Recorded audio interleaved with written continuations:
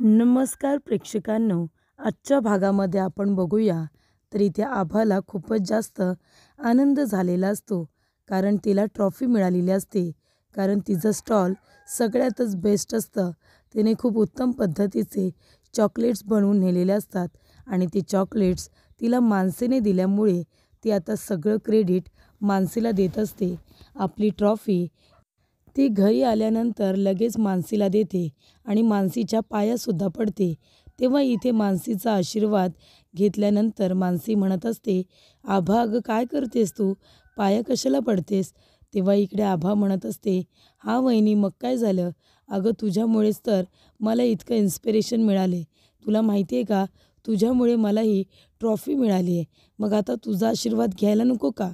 नाहीतर सगळ्यांना असं वाटायचं ही फक्त अभ्यासातच हुशार आहे. पण मी बाकीच्या ॲक्टिव्हिटीमध्ये कधीच भाग घेतला नव्हता आणि पहिल्यांदा मी ह्या ॲक्टिव्हिटीमध्ये भाग घेतला आणि मला ट्रॉफीसुद्धा मिळाली. फक्त आणि फक्त तुझ्यामुळे. मग या सगळ्याचं क्रेडिट तुला द्यायला नको का? आज तुझ्यामुळे माझ्यामध्ये हा आत्मविश्वास निर्माण झालेला आहे आणि म्हणूनच मला तुला थँक म्हणायचं आहे." तेव्हा इकडे आता आभा मानसीच्या पाया वगैरे पडते, तिला सगळ्याचं क्रेडिट देते. तेव्हा इकडे तेजस नाटके करतो आणि म्हणतो की "बास झालं आबा, बास झालं. अगं हे काय, आमच्या फक्त पाया पडतेस, ते म्हणजे भाऊबीजेला, आणि इथे यांच्यासमोर काय लोटांगण घालतेस का? म्हणजे आम्हाला तू दाखवून दिलेस की भावांना किंमत फक्त भाऊबीजेच्या दिवशी. पण आता जाऊ दे, भाऊबीजेलासुद्धा आमच्या नाही पाया पडलीस ना तरीसुद्धा चालेल." तेव्हा इकडे आता तात्या म्हणत असतात की "अगदी बरोबर बोलताय तुम्ही. तुम्ही छान पद्धतीने हे सगळं मॅनेज केलंत आणि फूड स्टॉलसुद्धा आपलाच जिंकला, हे सुद्धा बरं झालं. म्हणून तर आभाला ट्रॉफी मिळाली आहे ना, म्हणजे चॉकलेटसुद्धा छान झाले असतील." तेव्हा आभा म्हणत असते, "दादा, अरे तुला माहिती आहे का, वहिनीने बनवलेले चॉकलेट्स इतके छान होते ना की सगळ्यांना आवडले. म्हणजे मुलंसुद्धा घेत होती आणि शिक्षकसुद्धा येऊन येऊन माझ्याकडून चॉकलेट्स घेऊन जात होते आणि सगळेजण म्हणत होते की हे चॉकलेट्स खूपच जास्त छान आहेत, आम्हाला हवे होते, ऑर्डरसुद्धा देऊ शकतो का?" तेव्हा मी म्हणाले, "नाही, तुम्ही ऑर्डर नाही देऊ शकत. हे चॉकलेट्स मी फक्त स्टॉलपुरतेच बनवले होते. त्याच्यामुळे मी त्या लोकांच्या ऑर्डर घेतलेल्या नाही आहेत." तेव्हा तेजस म्हणत असतो, "अगं पण तू एक काम कर मग आभा, ज्या लोकांना हे चॉकलेट्स हवेत ना त्यांच्याकडून तू ऑर्डर घे. आपण त्या लोकांना असे चॉकलेट्स पुन्हा बनवून देऊ, हो की नाही? खरं तर मी म्हणतो, जर या चॉकलेटचा खप होत असेल तर आपण जास्त वेळ वाया न घालवता या चॉकलेटचा बिझनेस केला पाहिजे, बरोबर की नाही?" तेव्हा आबा म्हणते, "दादा, अगदी बरोबर. जर आपण या चॉकलेटचा इथे बिझनेस केला ना तर खूप लोक आपल्याकडून चॉकलेट विकतसुद्धा घेतील, हो की नाही? अशा ऑर्डर आपल्याला देत राहतील." तेव्हा इकडे आता सूरजलासुद्धा ही आयडिया आवडलेली असते आणि त्याचबरोबर ही आयडिया आभाला तर खूपच जास्त आवडलेली असते. तेव्हा इकडे आता तात्या म्हणत असतात, "सुनबाई, सकाळी तुम्ही दोघंजण असं काहीतरी करत होता ना, एकमेकांना खाणाखुणा, बरोबर की नाही? म्हणजे आपण तसं करूया, खूप छान गोष्ट आहे." तेव्हा इकडे तेजस म्हणत असतो की "तात्या, अहो मी असं म्हणत होतो, म्हणजे चॉकलेट्स बनवले होते ना, ते खूप छान आहेत असं म्हणत होतो." त्यानंतर प्रेक्षकांनो, इकडे आता चॉकलेटचा नवीन बिझनेस करूया असं ठरल्यामुळे गायत्रीला खूप राग येतो आणि इथे छायाने जे काही आपल्या मोबाईलमध्ये मानसीचे आणि आभाचे फोटो काढले होते, हे ती लगेचच छाया आपल्या बहिणीला गायत्रीला दाखवत असते.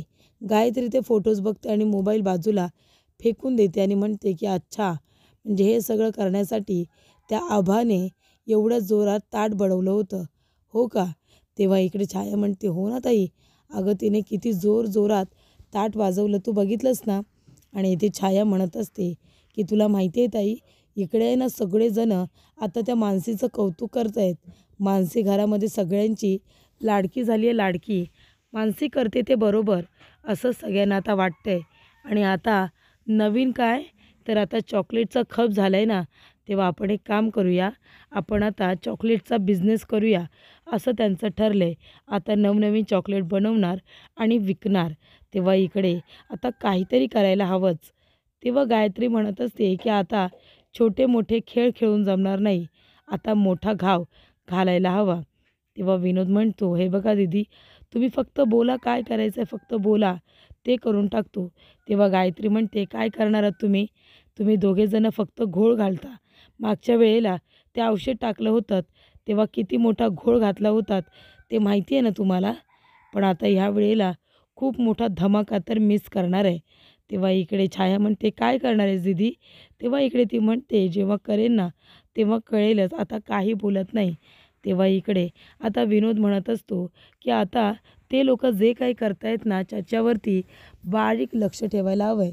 तेव्हा इकडे छाया म्हणते, की चला चला लवकरात लवकर बारीक लक्ष ठेवूया, की ती लोकं काय काय करतायत आणि सरळ आता तिथून निघून बाहेर येतात. गायत्रीला आता या दोघांच्या मूर्खपणाचा खूपच जास्त राग येत असतो. त्यानंतर प्रेक्षकांनो इकडे आता सूरज बसलेला असतो यादी करायला. चॉकलेट्सला काय काय लागतं याची यादी होत असते. त्यानंतर प्रेक्षकांनो इकडे आता आभाने सांगितलेलं असतं, की काय काय आणायचं आहे, चॉकलेटमध्ये टाकण्यासाठी काय काय उपयुक्त ठरतं. ही सगळी नावं तिला जी आठवत असतात ती लिहायला सांगत असते. त्यानंतर प्रेक्षकांनो इकडे सूरज सगळं लिहित असतो. तेजस मध्येच म्हणतो, की अजून ज्वारी, बाजरी हे सुद्धा त्याच्यामध्ये लिही. तेव्हा इकडे आभा म्हणत असते, दादा अरे काय करतोयस तू हे? आता याच्यामध्ये तुला ज्वारी, बाजरी कशाला टाकायची आहे? चॉकलेटमध्ये कोणी टाकतं का? तेव्हा इकडे सूरज म्हणतो, नाही तर काय, चॉकलेटमध्ये ज्वारी आणि बाजरी? तेव्हा इथे आभा म्हणत असते, अरे याचं नको ऐकू रे, ह्याला ना काय वेळ लागले काही कळत नाही मला. तेव्हा इकडे आभा म्हणते, तेजस दादा तू जरा गप्प बस, जा तिकडे बाजूला एका कोपऱ्याला शांतपणे उभा राहा बरं. आता मध्ये मध्ये काही बोलू नको, कारण तुझ्या आयडियाज काही एवढ्या भारी नाही आहेत, कळलं ना तुला? हे ज्वारी बाजरी कुणी टाकली होती ह्या चॉकलेटमध्ये? तेव्हा तेजस म्हणत असतो, हे बघ आभा, मला जास्त बोलू नकोस हा, तुला ट्रॉफी मिळाली म्हणून तुला काही दात आलेत का भावाला बोलायला? तेव्हा आभा म्हणते, दादा तू आताही गप्प नाही बसलंस ना तर त्याच दाताने चावे ना तुला. जा शांतपणे एका बाजूला जाऊन उभा राहा. तेव्हा इकडे मानसी आता विचारात उभी असते. तेव्हा आभा म्हणते, मानसी वहिनी काय झालं गं? मगापासून तू काही बोलतच नाही आहेस, एकदम गप्प झाली आहेस, सगळं काही ठीक आहे ना? अगं आपण यादी करतोय ना की चॉकलेटला काय काय लागतं, काय काय आणायचं. तेव्हा इकडे मानसी म्हणत असते, नाही गं मला वेगळ्याच गोष्टीचं टेन्शन आलं आहे. तेव्हा इथे तेजस म्हणतो, आता तुम्हाला कसल्या गोष्टीचं टेन्शन आलं आहे? तुम्ही जरा सांगाल का मला? इथे आता विनाकारण का टेन्शन घेतलं आहे ते? तेव्हा इकडे मानसी म्हणत असते, नाही मला असं म्हणायचं आहे की आपण चॉकलेटची ऑर्डर खरोखर घेतो आहे ना, म्हणजे माझा विश्वासच बसत नाही आहे. आपण खरोखर हा बिझनेस करायचा आहे का? तेव्हा इथे तेजस म्हणत असतो, हे काय बोलताय तुम्ही लकी चार्म? म्हणजे आता पाया बांधून तयार आहे आणि आता तुम्ही विचारतायत की आता वरती बिल्डिंग बांधायची आहे का? अहो पाया तयार झाला. आपलं ठरलं ना की आपण चॉकलेटचा बिझनेस करतोय, तर आपण करतोय. प्रभू चॉकलेटवाले, आपण हा बिझनेस करायचाच. तेव्हा इकडे मानसी म्हणत असते, हे सगळं मी का करते? कारण मार्केटमध्ये खूपच जास्त कॉम्पिटिशन आहे आणि आता मार्केटमध्ये एवढं कॉम्पिटिशन असताना आपले चॉकलेट कोण विकत घेईल ना?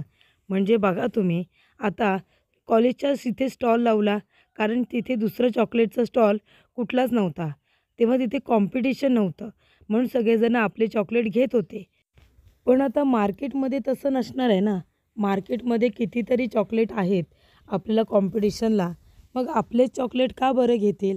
तेव्हा तेजस म्हणतो, थांबा, याच्यावरती आहे ना तुम्ही कुणीही जास्त टेन्शन घेऊ नका, कारण माझ्याकडे एक आयडिया आहे. आपण तसंच करूया. तेव्हा मानसी म्हणते, काय करायचं? तेव्हा तेजस धावत पळत तात्यांच्या रूममध्ये येतो. तात्यांच्या रूममध्ये आल्यानंतर तात्या लिहायला बसलेले असतात. तेजस म्हणतो, की तात्या लवकर उभे राहा, मला जरा तुमची खुर्ची द्या. तात्या म्हणतात, अरे किती दिवसांनी लिहायला बसलो आहे, जरा लिहू दे तरी. तेव्हा इकडे तेजस म्हणतो, की थांबा जरा तात्या, आणि तो खुर्ची घेतो. खुर्चीवरती उभा राहून तो आता इथे एक डायरी शोधत असतो. तेव्हा सुगंधा म्हणत असते, अरे काय शोधतोयस तेजस, सांगशील का? तेव्हा तात्या म्हणतात, तेजस तुला जे काही हवं आहे तुझ्या आईला सांग ना, तुझी आई शोधून देईल. तेव्हा तेजस म्हणतो, नाही नको, मलाच माहिती आहे कुठे आहे ते. तेव्हा सुगंधा म्हणते, हे बघ तेजस, उगाच पसारा करू नकोस हा. तेव्हा तेजस म्हणतो, आई काय म्हणालीस? पसारा? या पसाऱ्यामधूनच नवीन अंकुर फुटणार आहेत, तुला माहिती आहे का? त्यानंतर तेजस एक जुनी डायरी काढतो आणि त्याच्यामध्ये चारोळ्या असतात. त्या चारोळ्या तो आता वाचत असतो. तेव्हा इकडे तेजस आता वाचत बाहेर आल्यानंतर सगळ्यांना कळतं की ती डायरी सूरजची आहे, फक्त मानसीलाच माहिती नसतं. तेव्हा इकडे मानसी म्हणत असते, अरे वा, या चारोळ्या खरंच खूप छान आहेत, कुणी लिहिल्या त्या कविता? तेव्हा इकडे सूरज म्हणत असतो की तेजस, ती डायरी माझ्याकडे दे, दे माझ्याकडे इकडे. तेव्हा तात्या म्हणतात की अरे, या सूरजने कधी लिहून ठेवल्यात. तेव्हा मानसी म्हणते, पण खरंच खूप छान आहेत, आपण असंच करूया, आपण आता चॉकलेट बनवूया आणि त्याच्यावरती ह्या चारोळ्यासुद्धा लिहून ठेवूया, म्हणजे लोक आहेत ना गिफ्ट देण्यासाठी, एकमेकांना मनातलं सांगण्यासाठी नक्कीच या चॉकलेटचा उपयोग करतील, मला असं वाटते. तेव्हा इकडे तेजस म्हणतो की नक्कीच, म्हणून तर मी घेऊन आलो आहे ना, आपल्याला काहीतरी स्पेशालिटी हवी आहे ना आपलं चॉकलेट विकण्यासाठी, मग ही स्पेशालिटी चांगली आहे, म्हणजे आपल्या चॉकलेटबरोबर आपण चारोळ्यासुद्धा त्या लोकांना देणार आहोत, म्हणूनच मग आपल्या चॉकलेटचा खपसुद्धा वाढेल, बरोबर की नाही? तेव्हा इकडे आता मानसी म्हणत असते, हो ना, या गोष्टीची मला आठवण का नाही आली, मी सुद्धा हा विचार करायला हवाच होता. त्यानंतर प्रेक्षकांनो इकडे आता सूरज लिहायला बसलेला असतो, पण त्याचा हात थरथरत असतो, कारण खूप वर्षानंतर तो लिहायला बसलेला असतो. तेव्हा इथे सूरज आता कशी तरी मेहनत करतो आणि लगेचच लिहायला सुरुवात करतो. त्याला जे जे सुचत असतं ते तो लिहून काढत असतो. त्यानंतर प्रेक्षकांनो इकडे आता सूरजचा हात हालू नये, घाबरू नये, म्हणून मानसी आणि त्याचबरोबर तेजस दोघेही जण सूरजमध्ये आत्मविश्वास निर्माण करत असतात, त्याला धीर देत असतात. त्याच्यामुळे इथे आता सूरजने चारोळ्या लिहायला सुरुवात केलेली असते आणि त्याच्यामध्ये खूप मोठा सपोर्ट म्हणजे माणसे आणि तेजस या दोघांनी त्याला दिलेला असतो. त्याचा आत्मविश्वास हा वाढवलेला असतो. त्याचबरोबर प्रेक्षकांनो इकडे आता सूरजने तर लिहायला सुरुवात केलेली असते. खूप दिवसानंतर, अगदी खूप वर्षानंतर त्याने स्वतःच्या हाताने काहीतरी लिहिलेलं असतं प्रेक्षकांनो. त्याचनंतर इकडे आता मानसी चॉकलेट बनवायला सुरुवात करते. तेव्हा इथे तेजस म्हणत असतो की लकी चार्म बघा ना तुम्ही, म्हणजे ह्या चॉकलेटला अजूनही उकळी कशी आलेली नाही आहे. तेव्हा इकडे मानसी म्हणत असते, राष्ट्रहित, तुम्ही एक काम करा, ह्या चॉकलेटला 2-3 उकळ्या आला ना की त्याच्यामध्ये मोहरी टाका, जिरे टाका, बरोबर की नाही, आणि मग ह्या स्पेटूला आहे ना त्याने हलवायला सुरुवात करा. तेव्हा इथे तेजस म्हणत असतो की अच्छा, वेगळ्या पद्धतीचं चॉकलेट आहे का, म्हणजे पूर्णपणे फोडणी द्यायची आहे वाटतं. तेव्हा मानसी म्हणते, राष्ट्रहित, अहो गप्प बसा तुम्ही, आणि या चॉकलेटला आपल्याला काही उकळी वगैरे आणायची नाही आहे, कळलं ना, हे चॉकलेट आपल्याला फक्त मेल्ट करायचं आहे आणि ते मेल्ट झालेलं आहे, त्याच्यामुळे आता आपण त्याचा वापर करून घेऊया. तेव्हा तुम्ही जरा चाखून बघता का हे कसं आहे ते? त्यानंतरला इथे आता उकळी येण्याच्या आधी चम्मचने तिने हलवायला सांगितलेलं असतं, त्यामुळे तेजस आता चम्मचला हात लावताना तो गरम आहे का ते चेक न करता पटकन तो चम्मच पकडायला जातो. तेव्हा मानसी येते आणि म्हणते, राष्ट्रहित, भाजला ना तुमचा हात, आता एक काम करा, या पाण्यामध्ये हात बुडवा, आणि ती मगमध्ये तो हात बुडवते आणि म्हणते, तुम्हाला चम्मचने हलवायला सांगितलं तर तो गरम आहे की नाही ते चेक करायचं ना, ही साधी गोष्ट कळत नाही का तुम्हाला राष्ट्रहित? तेव्हा इथे लहान मुलांसारखे लगेच गेलात पटकन इथे चम्मचला हात लावायला. त्यानंतरला ती चम्मचने आता हलवते आणि म्हणते, चला आता जो हात भाजलाय ना त्यानेच आता याने लगेच चाखून बघा कसं झालंय ते आणि मला सांगा. तेव्हा इथे तेजस म्हणतो की ठीक आहे, मी लगेचच हात लावून खाऊन बघतो. तो म्हणतो, नाही नाही, मी काही वेडा आहे का, मी माझा हात भाजून नाही घेणार, मी चम्मचने घेणार. त्यानंतरला इथे तेजस चम्मचने आता खाणारच असतो लगेच. मानसी म्हणते की जरा फुंकर मारा. तेव्हा इथे तेजस म्हणतो, फुंकर तर मारणारच होतो ना, असं कसं खाणार, नाहीतर तोंड पोळेल ना माझं. हे काय, मी आता फुंकर मारले आणि खाऊन बघितले, लाजवाब झाले, लाजवाब, खूपच जास्त छान. हे चॉकलेट्स तर आहेत ना सगळ्यांना आवडणार आहेत. आता बघा, लहान मुलांपासून ते मोठ्या माणसांपर्यंत, ते म्हाताऱ्या माणसांपर्यंत सगळेजण हे चॉकलेट खाणार आहेत आणि सगळ्यांना आपलं प्रेम व्यक्त करण्यासाठी, आपल्या भावना व्यक्त करण्यासाठी दादाच्या चारोळ्यासुद्धा मिळणारच आहेत. त्यानंतर प्रेक्षकांनो सगळेजण आता सूरजने लिहिलेल्या चारोळ्या वाचत असतात. सगळ्यांना त्या चारोळ्या खूपच जास्त आवडत असतात. तर इकडे आता गायत्रीची नजर फक्त या गोष्टीला लागायला नको आहे, कारण का सगळेजण एकत्र येऊन सगळेजण मिळून मिसळून इथे आता छान पद्धतीने चॉकलेट्स तयार करत असतात. त्यानंतर प्रेक्षकांनो इकडे आता मानसीने नवीन चॉकलेटचा बिझनेस सुरू करायचं हे तर ठरवलेलं असतं आणि घरातले लोकंसुद्धा छान पद्धतीने सपोर्ट करत असतात. त्यानंतर प्रेक्षकांनो इकडे आता सगळेजण काम करत असताना दिनेशसुद्धा बाजूने जात असतो. दिनेश कुणाला काही बोलत नसतो. तेव्हा आभा जाते एक चॉकलेट घेऊन आणि म्हणत असते की दिनेश दादा 1 मिनिट थांब ना. आणि ती म्हणते की हा चॉकलेट खा. तेव्हा इकडे चॉकलेट खाल्ल्यानंतर तो म्हणत असतो की खूपच छान झालं आहे का? तेव्हा दिनेश म्हणतो हो, चॉकलेट तर खूपच जास्त छान आहे. तेव्हा इथे आभा म्हणते हो ना, मानसी वहिनीने बनवलं आहे. खूपच जास्त छान झालं आहे का? मग हे घे तुझं अर्धं चॉकलेट उष्ट आणि हे गायत्री वहिनीला भरव. ती बघ तिकडे उभी राहिली, तिचं पण तोंड जरा गोड होऊ दे. तेव्हा इथे आता आभा दिनेशच्या हातामध्ये त्याचं अर्धं चॉकलेट देते आणि लगेचच तिथून निघून जाते. तेव्हा दिनेशचं लक्ष आता इकडे गायत्रीकडे जातं. गायत्री त्याच्याकडे रागाने बघत असते, कारण गायत्रीने त्याला बघितलेलं असतं हे चॉकलेट खाताना. मानसीने बनवलेलं चॉकलेट दिनेशने खाल्ल्यामुळे तिला आता राग आलेला असतो. त्यानंतर इकडे प्रेक्षकांनो आता चॉकलेट बनवण्यासाठी तिला तेजसने सुद्धा मदत केलेली असते. तर मानसीला किचनमध्ये चॉकलेट बनवण्यासाठी तेजससुद्धा खूपच जास्त मदत करतो. तेव्हा इकडे मानसीला खूप आनंद होतो की प्रत्येक कामामध्ये तेजस तिची मदत करत असतो. त्यानंतरला इकडे आता सगळे बॉक्सेस रेडी असतात चॉकलेट बनवून आणि त्याच्यावरती चारोळ्यासुद्धा लावलेल्या असतात. तर इथे चारोळ्या लावलेले सगळे चॉकलेटचे बॉक्स तयार होत असताना आता गायत्री रागाने बघतच तिथून जात असते. तेव्हा तेजस सगळ्यांना वाकवतो आणि म्हणत असतो की अरे वाचवा वाचवा, नजर नाही लागली पाहिजे, दृष्ट नाही लागली पाहिजे कुणाची तरी. तर इकडे आता तेजस म्हणत असतो की कदाचित गायत्री वहिनीची दृष्ट लागू शकते.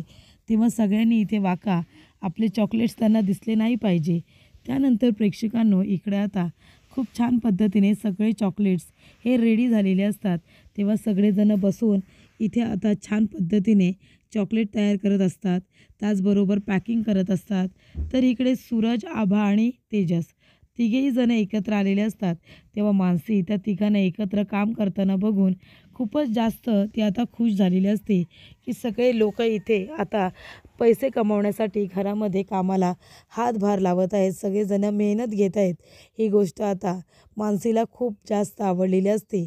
त्यानंतरला चॉकलेट्स वगैरे विकून सगळेजण घरी आलेले असतात आणि चॉकलेटचा चांगला खप झालेला असतो, कारण चॉकलेटबरोबर लोकांना चारोळ्या मिळत असतात आणि चारोळ्यांमधून कवितांमधून त्यांचं प्रेम व्यक्त होत असतं. म्हणूनच इथे आता छान पद्धतीने सगळं काही चालू असतं. तेव्हा मानसी पैसे हे आता मोजत असते.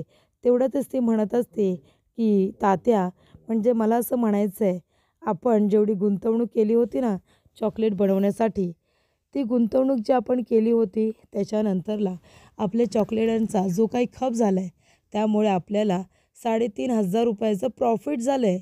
असं म्हणाल्यानंतर सगळ्यांना खूपच जास्त आनंद होतो. सगळेजण इथे नाचायला लागतात. त्यानंतरला इकडे आनंदाच्या भरामध्ये तात्यांनीसुद्धा सुनंदाला मिठी मारलेली असते.